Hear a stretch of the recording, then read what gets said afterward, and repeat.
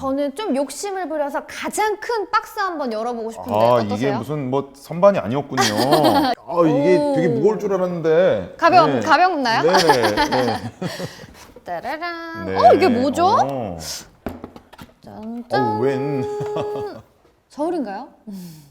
뭔가 균형을 맞춰야 된다? 약간 그렇죠. 이런 느낌인데? 자원봉사 활동도 이렇게 균형을 잡아야 되는 부분들이 있다라고 볼 수가 있겠습니다. 네. 이 자원봉사자와 도움이 필요한 사람들 간에 상호 호혜적인 그런 어떤 관계를 잘 유지해 갖고 가는 것, 그것이 바로 자원봉사를 지속 가능하게 할 수 있는 어떤 태도라고 볼 수가 있겠습니다. 이렇게 도움이 필요한 분들과 자원봉사자 분들 간에 균형을 잘 못 맞추는 경우도 있을까요? 자원봉사 영역에서 갑질이 있을까요, 없을까요?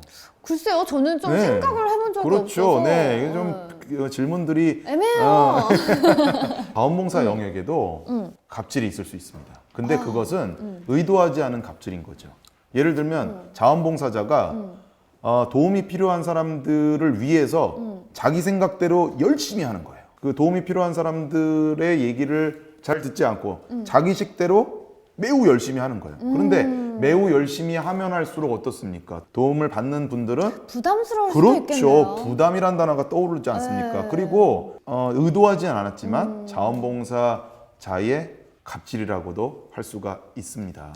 그렇군요. 그러면은 자원봉사자들이 가져야 할 뭐 의무라든지 그런 네. 권리라든지 뭐 이런 것도 있을까요? 사실 갑질도 있지만 또 너무 의울적인 어떤 태도도 사실 또 문제가 있습니다. 아, 그래요? 그것도 균형에 맞지가 않는 거죠. 그쵸? 자원봉사 현장에서 활동을 하려면 네. 여러분들이 활동하실 수 있는 범위는 이거고 기간은 이거고 또 규칙들은 이렇습니다 라고 하는 걸 배우고 자원봉사 현장에 들어가야 되는데 이제 들어가다 보면 그 도움이 필요한 분들이 그 이상의 것들을 요구하실 경우가 있어요.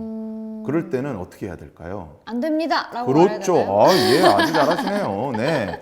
노를 해야 됩니다. 네, 노를 하고, 그리고 이 상황에서는 어떻게 해야 될지 사실 교육받은 바가 없잖아요. 네. 그때는 기관에 계신 분들에게 이 상황에 대해서 알리고, 그리고 그 이 상황을 어떻게 대처해야 되는지, 어떻게 생각해야 돼, 어떻게 태도를 해야, 어떻게 이후에 또 활동을 연속적으로 나가야 되는지를 물어보고 그 조정하면서 가야 된다라고 하는 것이죠.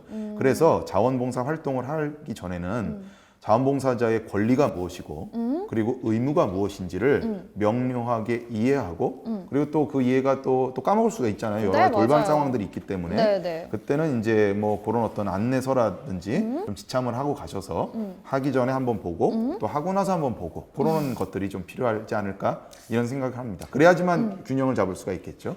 네, 그러면 제가 소장님 말씀을 좀 들어보니까 네. 자원봉사자는 어떤 자세로 자원봉사에 임해야 되나? 약간 네. 이런 생각이 드네요. 뭐 자원봉사 활동에 있어서 이제 우리가 인간관계에 있어서 기본 자세, 기본을 지키는 게 되게 중요합니다. 일단 첫 번째 우리가 약속을 하지 않습니까? 네. 자원봉사도 일종의 상방 간의 약속인데 가장 잘 지켜야 될 게 뭘까요? 시간 약속? 그렇죠. 네, 기본이고요. 그 다음에 자원봉사 활동을 하러 갈 때는 복장에 유의를 해야 되는데 그 상황에 적합한 복장을 갖추고 가야 된다라고 하는 거죠. 그러면 그 상황이라고 하는 것은 그때그때마다 다르지 않습니까? 네. 그러면 그 상황에 대해서 먼저 좀 물어보고 파악하고 생각해보는 것들이 이제 필요하겠죠. 여러 가지 또 자원봉사 활동을 하다 보면 생각하고 계획한 바대로 가지가 않을 수도 있고요. 네. 그 다음에 이제 약속한 어떤 상황은 아닌데 조금 더 많은 것들을 도와줄 수가 있을 것 같은 어떤 자신감이 또 생길 수도 있어요. 네. 그러다 보면 무리한 약속을 할 수가 있거든요. 자, 그런데 못 지킬 수가 있습니다. 네. 뭐 그럴 수 있잖아요. 살다 보면 그쵸? 그 도움이 필요한 사람들이 약속에 대해서 뭘 가질 수 있을까요? 기대? 그렇죠. 근데 기대를 갖고 있다가 그걸 못 하게 됐어요. 실망을 하겠죠. 그렇죠. 나아가서 또 이 배려심이 아니라 희생 정신에 기반해서 활동을 하시는 분들이 있습니다. 그 자원봉사는 자기가 희생하는 게 아닙니다. 자원봉사 활동은 배려까지 그리고 나눔까지 그리고 같이 연대를 하는 거죠. 일방적으로 내가 그분을 위해서 희생하는 그런 어떤 것에 기반해서 활동하는 것이 아니다.